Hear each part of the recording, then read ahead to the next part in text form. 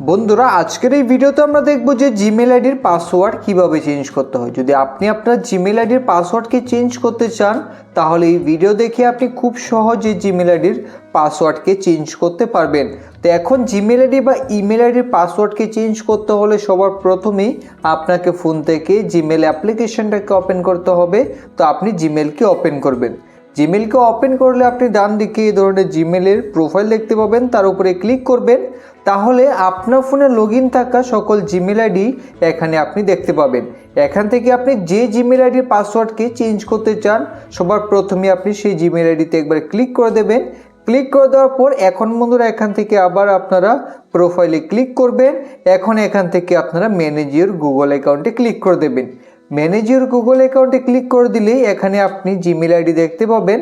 এখন জিমেল আইডির পাসওয়ার্ডকে চেঞ্জ করতে হলে এখান থেকে আপনাদের গুগল পাসওয়ার্ডে ক্লিক করে দিতে হবে। তো আপনারা গুগল পাসওয়ার্ডে ক্লিক করবেন। গুগল পাসওয়ার্ডে ক্লিক করে দেওয়ার পর এইভাবে পেজ লোড হবে। তারপর এখানে আপনাদের ফোনের স্ক্রিন লককে দিয়ে দিতে হবে।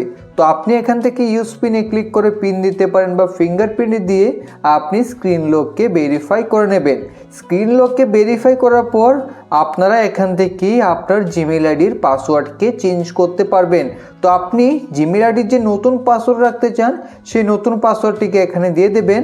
পাসওয়ার্ড দিয়ে দেওয়ার পর সেই পাসওয়ার্ডটাকে আবার কনফার্মেশনের জন্য এখানে দিয়ে দেবেন। এখানে আপনি যে নতুন পাসওয়ার্ড দেবেন সেই পাসওয়ার্ডটা কিন্তু একটা স্ট্রং পাসওয়ার্ড হতে হবে, যেখানে লেটার, নাম্বার ও স্পেশাল ক্যারেক্টার থাকতে হবে। আমি ভিডিও সাইডে দিয়ে দেব, আপনি ঠিক এইভাবে আপনার পাসওয়ার্ডটিকে বানিয়ে নেবেন।